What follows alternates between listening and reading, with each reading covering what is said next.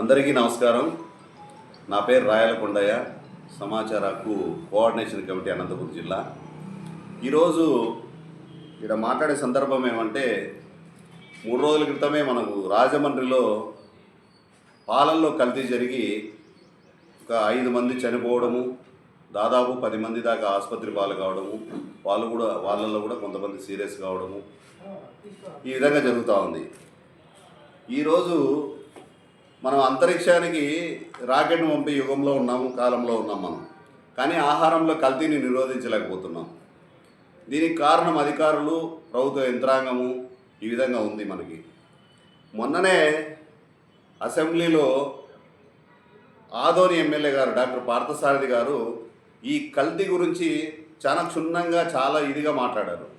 ఆయన చెప్తూ, సామాన్యుడు టీ తాగడానికి వెళ్తే, మార్నింగ్ టైంలో టీ తాగడానికి వెళ్తే అది పాలతో చేసిన టీ కాదు, యూరియాతో చేసిన పాలతో చేసిన టీ ఉంది, దానివల్ల ఆరోగ్యాలు చెడిపోతున్నాయి. తర్వాత కాయగూరలు కొందామంటే అందులో యాక్సిటాస్, దానివల్ల పిల్లలు పుట్టిన ప్రమాదం ఉంది. అదేవిధంగా పన్నీరు లాంటిది ఏదైనా తిందామంటే స్టార్బిన్ కాస్టిక్ సోడా అనేది ఉంది, ఇది 83% ఏదైతే ఉందో 83% పరీక్షల్లో నిర్ధారించబడింది అని చెప్పడం జరిగింది. అంతేకాకుండా చికెన్ కానీ, చేపలు కానీ, ఫ్రాన్స్ కానీ ఇలాంటివి ఏమైనా తిందామంటే అనబాలిసిస్ అనే స్టెరాయిడ్స్ ఉన్నాయి అందులో. ఇది ఉండడం వల్ల విపరీతమైన హార్మోన్లు శరీరంలో వచ్చి దానివల్ల శరీరం నాశనం అయిపోతూ ఉంది. ఏది తినాలన్నా, లాస్ట్కు పళ్ళరసం తిందామన్నా దాంట్లో సింథటిక్ కెమికల్స్ కలుగుతున్నాయి. మనం ఏదన్నా వంట నూనె తినాలంటే కూడా దాంట్లో మిషన్ ఆయిల్స్ కల్తీ జరుగుతుంది. ఇది 76% మన టెస్టుల్లో తేలడం జరిగింది. అంతా వాటర్ తాగాలంటే కూడా ఏదైతే మనకు మంచి వాటర్ అని బాటిల్స్ కొంటున్నామో మనము, ఈ వాటర్లో కూడా 76% బ్యాక్టీరియా ఉందని పరీక్షల్లో తేలింది. ఇది ఈ విధంగా ఉంటే ఇక హోటల్లో ఏదన్నా ఆకలి తిన్నామంటే కూడా వాటిల్లో మనం కడుపు నింపే కంటే విషమే ఎక్కువ ఉంది. కాబట్టి ఈ విధంగా ఉంటే మనం ప్రజలు ఏ విధంగా బాగుంటారని ఆయన డాక్టర్ పార్థసారథి గారు అసెంబ్లీలోనే లేవనెత్తడం జరిగింది. తర్వాత గత ప్రభుత్వంలో కేంద్ర ప్రభుత్వము, ప్రధానమంత్రి గారు మోడీ గారు 3 ల్యాబుల కోసము దాదాపు 30 కోట్ల రూపాయలు అమౌంట్ పంపడం జరిగింది. ఏది? ల్యాబుల కోసం, టెస్టింగ్ ల్యాబుల కోసం మన ఆంధ్రప్రదేశ్కి ప్రత్యేకంగా 30 కోట్ల రూపాయలు పంపిస్తే దాన్ని ఆ ప్రభుత్వం వినియోగించుకోలేక రిటర్న్ చేయడం జరిగింది. కాబట్టి ఈ విధంగా ఉంది. చాలా మనం ఈ విధమైన పరిస్థితుల్లో ఉన్నాము. సామాన్యులకి ఏది తిన్నా విషంగానే ఉంది అనేది ఆయన లేవనెత్తడం జరిగింది. తర్వాత ఇంకో విషయం, దరిద్రమైన విషయం ఏమంటే, దురదృష్టకరమైన విషయం ఏమంటే, ఆంధ్రాలో ఆహార కల్తీకి నిరోధించే అధికారులు 50-55 మంది ఉన్నారంట ఆంధ్రప్రదేశ్ టోటల్గా తీసుకుంటే. అదే మిగతా రాష్ట్రాల్లో తీసుకుంటే 250-270 మంది పక్క రాష్ట్రాల్లో ఉంటే, మన ఆంధ్ర రాష్ట్రంలో కేవలం 50-55 మంది ఉంటే ఏ విధంగా వాళ్ళు నిరోధించగలరు? మనం వాళ్ళ దృష్టికి తీసుకుపోతే మేము చూస్తాము, అది ల్యాబ్కి పంపిస్తాము, రిపోర్ట్ వచ్చిన తర్వాత చూస్తామంటారు.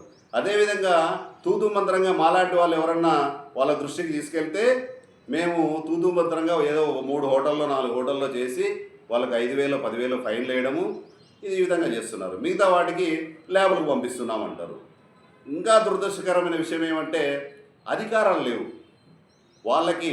ఖచ్చితమైన ఫైన్లు వేయడమో లేకపోతే సీజ్ చేయడమో వంటి అధికారాలు లేవు. మేము ఎంతసేపు ఉన్నా ల్యాబ్కు పంపిస్తాం, ల్యాబ్ నుంచి వచ్చిన తర్వాత చూస్తామనే దరిద్రమైన విషయం ఈరోజు ఉంది. ఎట్లుందంటే మన పరిస్థితి, ఈరోజు అర్హులైన వారికంటే రేషన్ కార్డులు ఎట్లా ఎక్కువ ఉన్నాయో, గేదెలు, ఆవులు మన రాష్ట్రంలో ఇచ్చే పాల కంటే వినియోగదారులు ఎక్కువ ఉన్నారు. అంటే పాల వినియోగం ఎక్కువ ఉంది, ఉత్పత్తి కంటే వినియోగం ఎక్కువ ఉంది. మరి పాలు ఏ విధంగా వస్తున్నాయి? అట్లా ఎక్కువ ఏ విధంగా వస్తున్నాయి?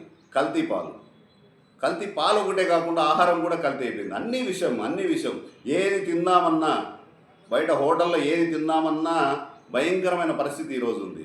అశుభ్రం ఒక విధంగా ఉంటే ఈ కల్తీ ఒక విధంగా ఈరోజు మన రాష్ట్రంలోనే కాకుండా మన రాష్ట్రంలో చాలా ఇదిగా ఉంది. దీన్ని పాలకులే కాకుండా అధికారులు కూడా దీని మీద చర్యలు తీసుకోవాలని మేము సమాచార హక్కు చైతన్య వేదిక ద్వారా డిమాండ్ చేస్తున్నాం. ఈ విధమైన ఇదిలో ఉంటే మనము చిన్నపిల్లలు తాగే పాలు కూడా కల్తీ చేసి ఎవడో ఒకడో ఇద్దరు స్వార్థం కోసం అమాయకమైన జనాల్ని నాశనం చేస్తుంటే ఏం చేస్తుంది మన గవర్నమెంట్? ఎక్కడి నుంచో మనం ఏదో ఏఐ తీసుకొచ్చినాం, టెక్నాలజీ తీసుకొస్తున్నాం అనేటువంటి ఈ రోజుల్లో ఇంత టెక్నాలజీని ఉపయోగించుకోలేక ప్రతి ఆహారంలోనూ కల్తీ ఉంటే ఏమైపోతుంది మన ఆరోగ్యం? ఇది ఈ విధమైన ఆహారం తినడం వల్ల ప్రైవేట్ హాస్పిటల్కి వరంగా మారింది. ఈ ఆహారం తినడం, లేని రోగాలు రావడం, ఆసుపత్రి పాల్గొనడం, వేలు లక్షలు బిల్లులు కట్టలేక ఆస్తులు అమ్ముకోవాల్సిన పరిస్థితి వచ్చింది. ఎందుకు ఈ విధంగా జరుగుతుంది? సామాన్యుడు అన్ని ట్యాక్సులు మీకు కడుతున్నాడు, మరి సామాన్యుని ఆరోగ్య పరిస్థితి చూసుకోవాల్సిన బాధ్యత గవర్నమెంట్కి లేదా అని మేము అడుగుతున్నాం. ఈ విధంగా ఉంటే రేపు పొద్దున తిరుగుబాటు ప్రజల్లో ఖచ్చితంగా వస్తుంది. కాబట్టి మీరు ఎంతసేపు ఉన్న టెక్నాలజీ లేకపోతే అభివృద్ధి జరగాల్సిందే, దాన్ని ఎవరు కాదనరు. రాష్ట్రంలో అభివృద్ధి జరగాల్సిందే, ఏవైతే పరిశ్రమలు రావాల్సిందే. వాటితో పాటు ఓన్లీ పరిశ్రమలు వస్తే సరిపోదు కదా. మన ఆహార భద్రత లేనప్పుడు ప్రజలకు చాలా విచిత్రమైన పరిస్థితి ఇది. ఆహార భద్రత కూడా కల్పించాల్సిన బాధ్యత మన గవర్నమెంట్ మీద ఉంది, అధికారుల మీద ఉంది. అధికారులు కూడా మేము ఈరోజు హెచ్చరిస్తున్నాం. మీరు స్టాఫ్ లేదు అని కుంటి సాగులు చెప్పుకోకుండా ఉన్న స్టాఫ్తో కొన్నిన్న మీరు ఏదైతే తనిఖీలు చేస్తారో కొంతన్న భయం పుడుతుంది ఆహార కల్తీ కోసం. మీరేదో నామకా వస్తే పోయి 5,000 ఫైన్, 2,000 ఫైన్ అంటే ఆ ఫైన్లు వాళ్ళు కట్టడానికి సిద్ధంగా ఉంటారు. ఎందుకంటే లక్షల్లో ఆదాయం వచ్చేటప్పుడు 5,000, 10,000 ఫైన్లు కట్టడానికి వాళ్ళు వెనకాడరు. మొన్ననే ఈ మధ్యనే మన అనంతపురం జిల్లాలోని బండమీదపల్లిలో ఈ ఆహార కల్తీ పాలను పట్టుకోవడం జరిగింది. ఆ కేసు ఏమైంది? ఇప్పటికి 4 సార్లు 5 సార్లు దొరికాడు ఆయన. మళ్ళీ బయటకు వస్తాడు, మళ్ళీ పాలల్లో కల్తీ చేస్తాడు. మరి ఇటువంటివి జరిగేటప్పుడు ఇంకా అందరూ అదే పని చేస్తున్నారు. ఆయన ఒక్కడే కాదు, ఉదాహరణకు మనకు తెలుసు కాబట్టి చెప్తున్నాం. మిగతా మన రాష్ట్ర వ్యాప్తంగా ఈ విధంగా జరుగుతోంది. మేము డిమాండ్ చేసేది ఏమంటే ఆహారంలో కల్తీ చేసేవాడిపైన కఠినమైన శిక్షలు ఉండాలి. ప్రతిదీ కలర్లు వేయడం, లేకపోతే కల్తీ చేయడం, ప్రతిదీ ఒక చికెన్ తినేకి లేదు, మటన్ తినేకి లేదు, కనీసం ఇడ్లీ సాంబార్ తినేకి కూడా లేదు మన పరిస్థితి. కాబట్టి మన రాష్ట్ర ప్రభుత్వాన్ని మన ఏదైతే అధికారులు మేము డిమాండ్ చేస్తున్నది ఏమంటే ప్రజలకు